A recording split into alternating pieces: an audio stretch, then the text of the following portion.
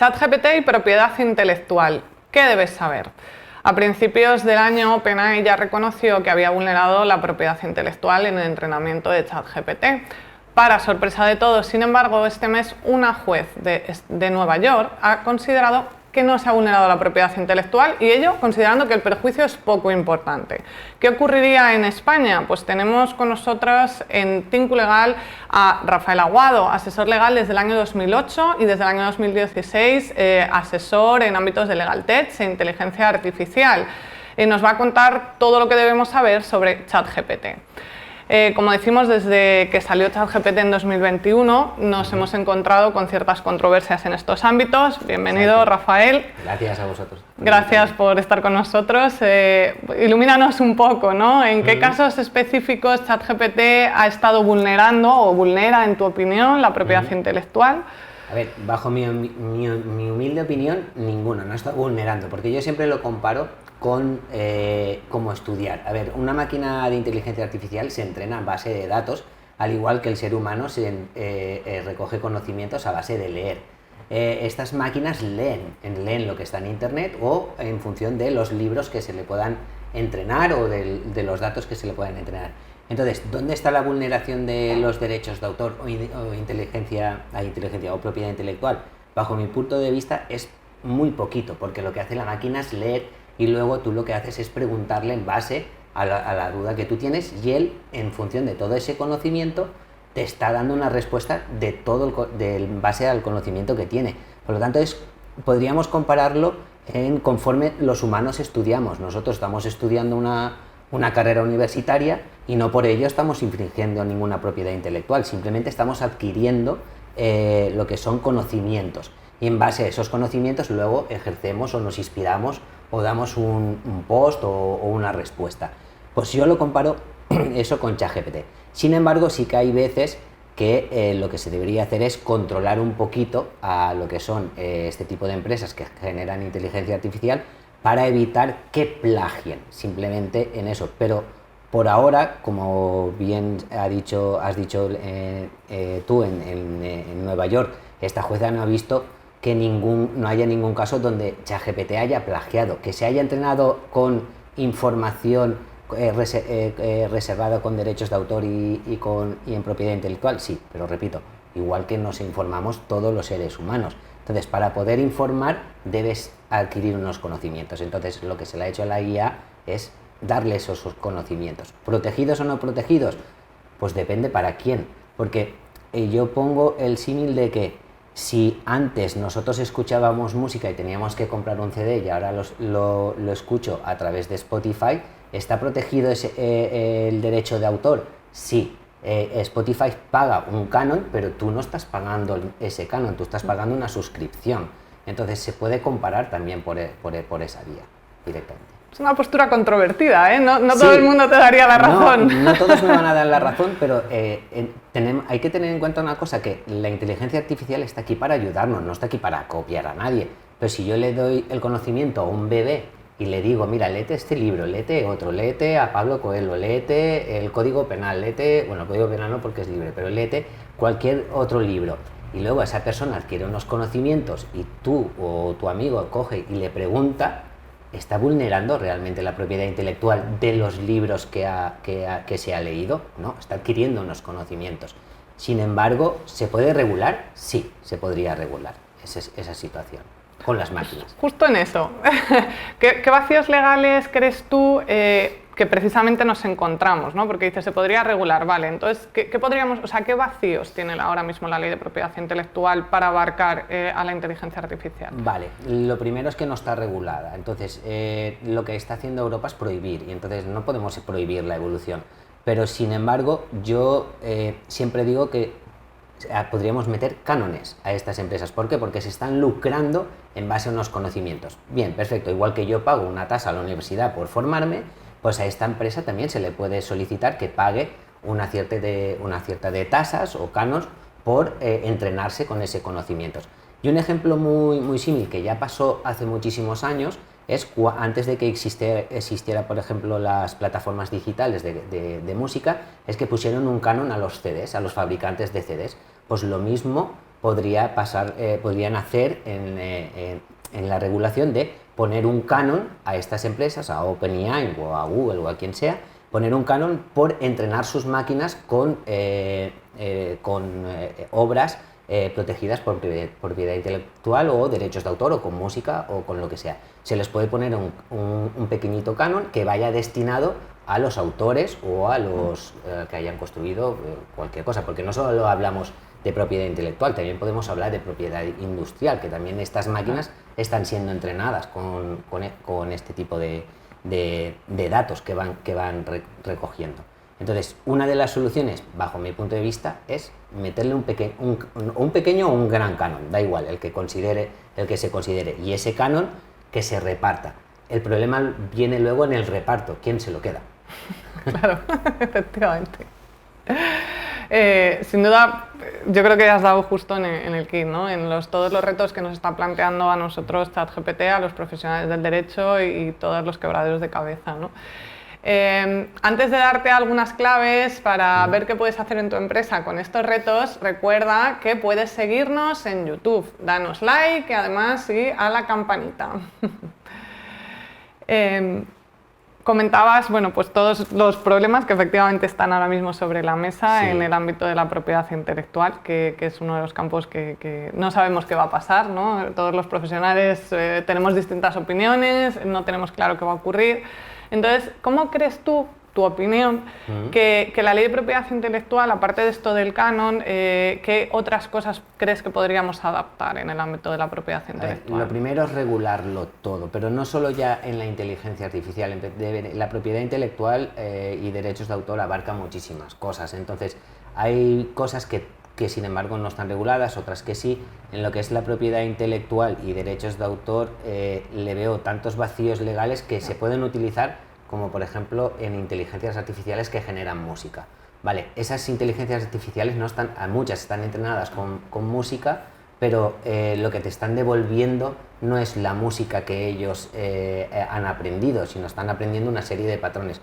Entonces, ¿qué le falta a la propiedad intelectual? Pues prácticamente a la ley. Prácticamente es, bajo mi punto de vista, es reestructurarla prácticamente toda y adaptarla a la nueva situación tecnológica, porque tenemos que tener en cuenta que todas las leyes que tenemos en España y en la mayoría de países europeos están, vamos a decirlo así, que son dinosaurios, son arcaicas, porque estamos utilizando leyes antiguas para legislar cosas nuevas que todavía no sabemos lo que va a pasar con ellas. Entonces, lagunas existen muchísimas.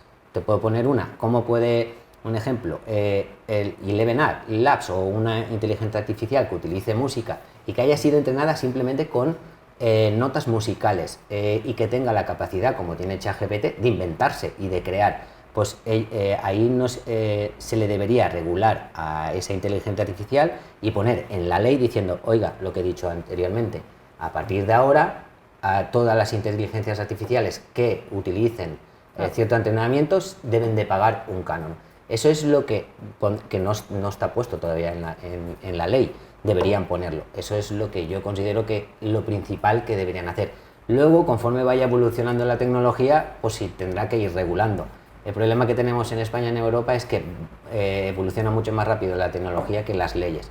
Y luego el explicar cómo funciona la tecnología a personal del derecho es todavía más complicado todavía, porque lo que son las personas técnicas saben de lo que estás hablando, pero el personal jurídico no entienden el lenguaje técnico y los del lenguaje técnico no entienden el lenguaje jurídico. Entonces ahí se está mezclando una cosa que dices, ¿cómo regulo una cosa que no estoy entendiendo? El pan nuestro de cada día, sí. Tal cual, en la abogacía yo creo que estamos precisamente en ese reto de intentar comprendernos, ¿no? Porque para no ir por detrás, precisamente. Claro. Mientras llegan estas novedades legales, que van despacio, bueno, aunque Europa va avanzando, pero como dices, más con una postura restrictiva, sí. No precisamente potenciadora, pero desde tu opinión, ¿cómo las empresas pueden proteger su contenido, por lo menos, para que a ellos no les ocurra esta situación o para que su contenido, por lo menos, las empresas no se lucren entrenando la inteligencia artificial con su contenido? ¿Para las empresas de inteligencia artificial o para que no les No, roben para el contenido? eso es, para que no te roben la propiedad Para que no te intelectual. roben la propiedad intelectual es muy complicado. O sea, la prueba la tenemos con la música, no ahora, ya de antes, o sea, con no el plagio, sino con lo que es el copiar. Pero en el caso de que no te roben, es bastante complicado regularlo. Todo lo que subes a internet se divulga. Entonces, ¿cómo controlas tú, llevándolo a un término más común, cómo controlas tú a tu hijo que está fuera de casa y no lo estás viendo? Entonces, es bastante complicado. En una empresa que ha generado algo para que no se la roben, pues simplemente, como ha dicho la compañera, oye, hay que confiar un poquito en divulgar tu idea para que te apoyen. El que te la roben, a lo mejor no te la roben, pero igual te la copian y cambian una letra y se acabó. Ya no es un plagio, ya se ha ido una modificación. Yo cuando asesoro a empresas o empresas tecnológicas, yo siempre les digo que, oye, no tengáis miedo, patentar vuestra idea y luego, si os la roban, pues sentiros orgullosos de ello, porque eso es que estáis haciéndolo bien. Pero para evitar eso, lo primero que debe hacer el legislador es legislar a las empresas que están entrenando las inteligencias artificiales. Y segundo, el que en el caso de robo, pues que haya sanciones bastante grandes para, por lo menos, persuadir el robo directamente. Eso es lo que primero que deberían hacer. No restringir y prohibir, pero sí lo que es persuadir un poquito a los que roban lo ajeno directamente. Sí, Porque es bastante complicado. Si yo genero una idea y la publico, es muy difícil saber si no me la van a robar. Si no quieres que te la roben o te la copien, habría que meterlo dentro de un cajón. Es como dejar un coche en la calle. O sea, es exactamente lo mismo. ¿Me lo van a robar? No lo sé. Pero para eso existen unas leyes. Claro, lo que pasa es que nos movemos en un escenario tan incierto como tú has dicho, ¿no? Que es aún más complicado. Si siempre existe el riesgo de que pues en otros ámbitos nos puedan vulnerar a la propiedad o la propiedad intelectual, pues en este caso la inteligencia artificial, precisamente es estas lagunas las que dejan un gris que no sabemos, ¿no?, cómo enfrentar. Entonces, como asesor legal, ya nos has indicado un poco qué pasos tratas de hacer para asesorar a las empresas que te vienen con estos problemas, pero cuéntanos un poco más cómo ayudas a las empresas que se encuentran en esta situación en los dos lados. Sí, mira, tanto a empresas, porque también asesoro a músicos que están diciendo, oye, que he visto una canción mía que la IA es muy parecida, y también fulanito de tal también es muy parecido. No. Vale, yo lo que suelo asesorarles es, lo primero es patentar lo que hayan creado, da igual si se puede patentar, porque no todo se puede patentar. Luego protegerlo en propiedad intelectual, en derechos de autor o lo que sea. Y luego, una vez lo publicas, mirar exactamente qué es lo que ha realizado esa empresa y qué vulnerabilidades pueden ser susceptibles de copiar o de plagiar. Porque no toda la inteligencia artificial puede copiar. Te pongo un ejemplo. El sonido no se puede copiar exactamente igual conforme lo ha creado el autor original. Puede copiar lo que es la canción, pero nosotros, cuando yo asesoro a una empresa tecnológica que va a utilizar canciones a la hora de entrenar, siempre la inteligencia artificial son datos, son ceros y unos, y eso ya lo sabemos. Sin embargo, cuando asesoro a un músico o a un artista, siempre digo, no te preocupes, porque la inteligencia artificial puede copiar en base a lo que tú has creado, pero nunca va a poder copiar, para decirlo en palabras menos técnicas, no va a poder copiar como dices tú la A. O sea, va a decir una A, pero tú nunca vas a decir una A siempre igual. Siempre la vas a decir diferente. Hoy he dicho una A y mañana la vuelves a decir y no la vas a decir lo mismo. O un texto, lo mismo. ¿Vale? Entonces la inteligencia artificial no es capaz de hacerlo eso, no es capaz de hacer las cosas diferentes cada vez. Puede hacerse, te copia y lo que hace es replicarlo siempre de la misma forma. Entonces yo lo que suelo asesorar siempre es ver dónde lo que ha sido vulnerado. Entonces digo, esto es inteligencia artificial o esto es natural, el plagio, o en el caso de que sea. Y ahí es donde yo asesoro, mira, si tú eres capaz de crear una inteligencia artificial que imite al ser humano realmente, fonéticamente hablando, en el ejemplo que hagamos, fonéticamente eres capaz de hacerla, pues ole tú porque te vas a hacer millonario, pero es imposible, sobre todo en las pruebas forenses. Se sabe perfectamente cuándo es una máquina el que está copiando o es un humano el que está hablando. Entonces ahí es donde yo estoy asesorando y diciendo, a ver, en las dos partes, inteligencia artificial no eres capaz de hacerlo, entonces debes pagar el canon. Ahí es donde debes pagar un canon y cuidar en lo que estás entrenando tu inteligencia artificial y si ya nos obligan a hacer el canon, pues pagarlo o avisar de cómo te has entrenado, en qué canciones o en qué documentos te has entrenado. ¿Para qué? Para que el día de mañana cuando te soliciten poder demostrarlo y pagar o lo que sea. Y a los creadores de contenido o a los creadores de tal, decirles primero no tener miedo y sobre todo proteger y registrarlo todo, siempre, o sea, en los recursos que existan actualmente. Y siempre tener una copia y que no tengan miedo que la inteligencia artificial les coja, porque si ya la ley ya va por un lado en decir que van a sancionar, tú tener la prueba de pagar un canon, ella tener la prueba de que ese contenido ha sido registrado tuyo y de que esa inteligencia artificial lo ha cogido porque lo ha subido en tal plataforma y tal.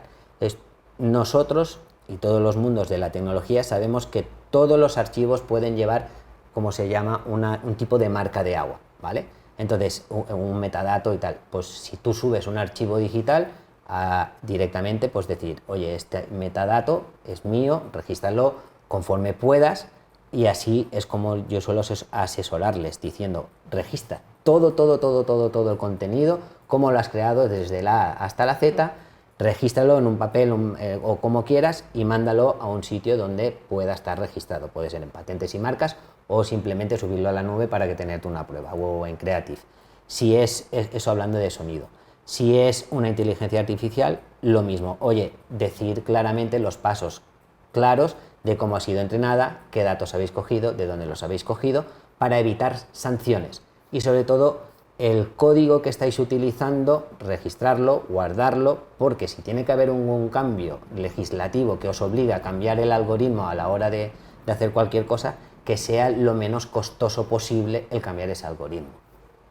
Pues la verdad es que creo que me has dado muchísimas ideas, ¿no? Creo que más que muchos profesionales que todavía están un poco intentando adaptarse, nos has dado como muchas recomendaciones que yo creo que son fundamentales ahora en todo el desarrollo empresarial. Muchísimas gracias por tu experiencia, por estar con nosotros y por contarnos, la verdad, mucha información valiosa. Gracias. Gracias a ti.